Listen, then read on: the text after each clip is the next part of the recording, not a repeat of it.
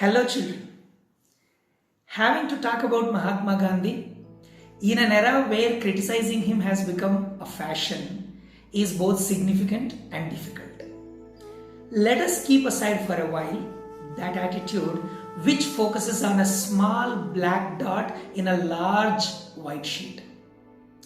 I am here today to talk about that purity around the black dot named as Mahatma Gandhi.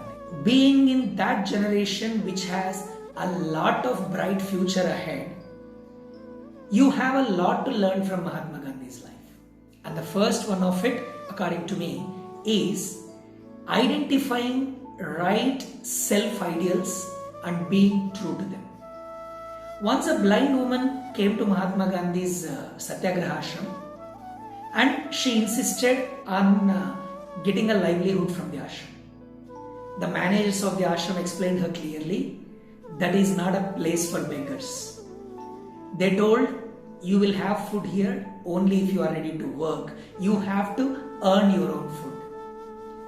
She said she cannot do any work and insisted on seeing Mahatma immediately. Mahatma Gandhi came and told her, we will teach you spinning the wheel for a few days. After you learn it, your work is proportion to what you get to eat in this ashram. The lady learned spinning the wheel sooner, but still she rejected to work towards it.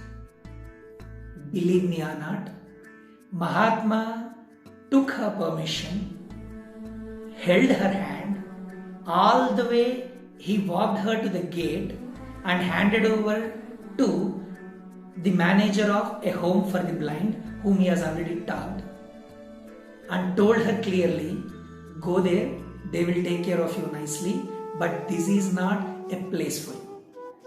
Mahatma believed that we should earn our food, nothing should be taken freely. It creates a kind of laziness in people. Now you just think once, how many of us really earn our food? How many of you helped your mother in household chores so that she'll be a little relaxed out of a lot of work and labor she has been doing towards us? How many of us try to help our father with outside activities so that he will get a little rest at least on Sunday? How many of us are really earning our food at our own home? Second thing you can learn from Mahatma Gandhi's life is being true to yourself brings fabulous benefits in your life. Going back to the previous story, if Mahatma was behind getting a good name in the society, then he would have entertained this lady and being called as a nice person. No, he was true to his ideals and he did not hesitate to throw the lady out of the ashram. Come on, tell me how many of us, if given an assurance that we will be kind Mahatma, our birthday will be announced as a national holiday, our name will be coined to many streets in every town and every city, and our photo will be printed on the nation's currency. If this assurance is given, how many of us are ready to live a simple life with only 2 clothes on the body? Eat only 2 times a day, that too not even a single grain for luxury, only for appetite and health and nutrition. How many of us are ready to dedicate our life towards the nation, forgetting all the luxuries and basic needs of life? None of us, right? So Mahatma did not do any of these things for getting this fame which he got. The fame, the recognition, the followers, everything he got because he was true to his own ideals. The third thing I believe we should learn from Mahatma Gandhi's life is being honest, not only to yourself, but to your family members, your friends and other people in the society. Mahatma made 3 vows to his mother before going to London for his barrister.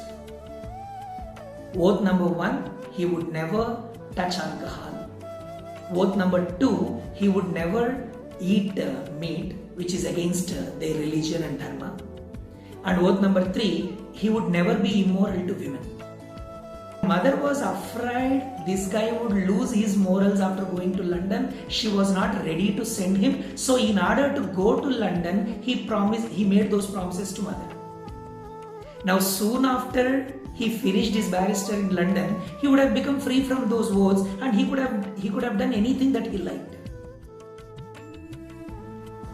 It is impossible for you to believe that entire his life he stick to those 3 oaths.